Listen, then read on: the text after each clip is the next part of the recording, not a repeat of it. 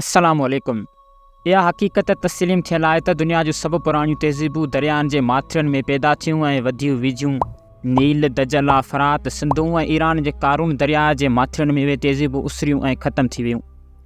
अहिड़नि मुतमदन क़ौमनि जी तारीख़, तहज़ीब, रस्म ऐं रवाज, हियत ऐं समाज, जिस्मानी ऐं दिमाग़ी तरक़ी, मुआशरत ऐं मज़हब, सनअत ऐं हुर्फ़त, एतिक़ादनि ऐं जाग्राफ़ियाई हैसियत ते बेशुमार मालूमाती सरमायूं गॾु थी चुकियूं आहिनि। यूनान, रोम, मिस्र, अरब, बाबल, कल्दिया, ईरान ऐं हिंदी तमदन ते काफ़ी कुझु लिखिजी चुको आहे, मगर सिंध जे तमदन ते अञा तमामु घणी खोजना जी ज़रूरत आहे। इहा बि हिकु मञियल हक़ीक़त आहे त सिंध जे तमदन जो बुनियादु रखंदड़ हिकु अहिड़ी क़ौम हुई जंहिंखे पोइ जे मुरखनि तासुब करे वेशी सॼियो ऐं नफ़रत सां हिन खे दसियो, यानी ग़ुलाम जे लक़ब सां कोठियो। लेकिन उन ई अज़ीम शान तमदन तरक़ी याफ़्ता क़ौमनि खे बि ताजुब में विझी छॾियो। सिंध जो तारीख़ दान मुहक़क़ मरहूम मौलाए शिदाई सिंध जे क़दीम क़ौमनि ते लिखे थो त सिंध जी क़दीम रहाकुनि क़ौमनि जा नाला मोरखनि ऐं मुहक़क़नि बिना टाक, मेना ऐं नाबीना ॾिना आहिनि। संदन औज़ार पथरनि जा हुआ। आसार क़दीमा जे मारिन उहे शयूं हुब खां वठी उलवड़ ताईं ॻोल्हे हथु कयूं। संदन फ़ैसिले मूजिबि उन्हनि क़ौमनि जो गुज़रान मच्छीअ ऐं चौपाए माल जे शिकार ते हो। इहो दौरु पथर जो ज़मानो सॾिजे थो। मुहक़क़नि साबित कयो आहे त उहे आगाटा सिंधी दरावड़ हुआ जिन दखण मां निकिरी सिंध, बलूचिस्तान, पंजाब ऐं कलदानिया ताईं बैठकूं विधियूं हुयूं। किन मुहक़क़नि जो रायो आहे त उहे भोनोज समुंड जे किनारे ते रहंदा हुआ जितां निकिरी सिंध में पहुता हुआ। बहरहाल हीउ मसइलो अञा ते हल न थी सघियो आहे त संदन क़दीम वतन कहिड़ो हो।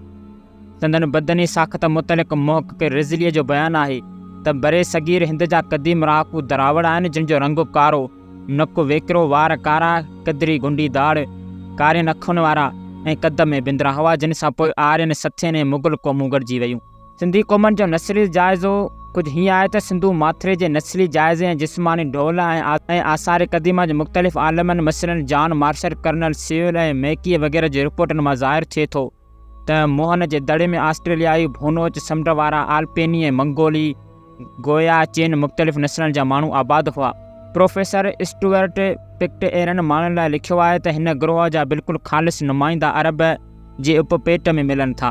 इहे माण्हू उत्तर हिंदुस्तान जे आबादियुनि में ऐं पिणु ॿियनि हंधनि जे आला जातियुनि में बि मिलनि था।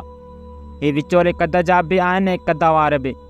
रंग सांवरो ऐं पीले क़िस्म जो बादामी बि अथनि। खोपड़ी ऐं मुंहुं डिघो, सन्हो उभिरियल ऐं डिघो नकु, वार कारा, अखियूं वॾियूं ऐं कारियूं बि ऐं बादामी बि अथनि ऐं बदन अक्सर नाज़ुक ऐं कमज़ोर बि थियनि। सिंधु माथिरे जे रहाकुनि जे नस्लनि जे बारे में खोजना कंदड़ कुझु ॿिया नज़रिया बि क़ाइमु कया आहिनि। उन्हनि खे दरावड़, बिरोही, सुमेरी, पानी, आश्वर, वाइकी, दास, नागा ऐं आर्या वग़ैरह बि चयो वियो आहे। बहरहाल हिन ॻाल्हि ते तक़रीबन समूरा खोजना कंदड़ मुतफ़िक़ आहिनि त सिंधु माथिरे जी तहज़ीब आर्यन जे हिंदुस्तान में दाख़िल थियण खां अॻु जी तहज़ीब आहे। उन करे उतां जे माण्हुनि खे आर्यो चवणु बिल्कुलु ग़लति थींदो। मोहन जे दड़े जा असुल रहाकू शकिल शुबात में भोनोज समुंड जे इलाइक़े जे माण्हुनि जे नमूने लॻंदा हुआ। बम्बई एथ्रोपोलॉजिकल जर्नल 1930 ईस्वी मूजिबि ॾखण ओभर सिंध जा असलोका रहाकू ऐं माड़वार इलाइक़े जा बाशिंदा हिक ॿिए सां वेझो तालिब रखंदड़ हुआ, जिन जा वारिस सिंध जा जत, माची ऐं मीरबर वग़ैरह थी सघनि था।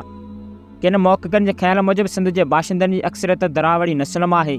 इल्मुल इंसान जे मुख़्तलिफ़ माहिरनि सिंधियुनि जे नस्ल बाहत अलॻि अलॻि राय ॾिना आहिनि। अहिड़नि मुहक़क़नि में रन्स फोन एक्सलैंड जा नाला क़ाबिल ज़िक्र आहिनि।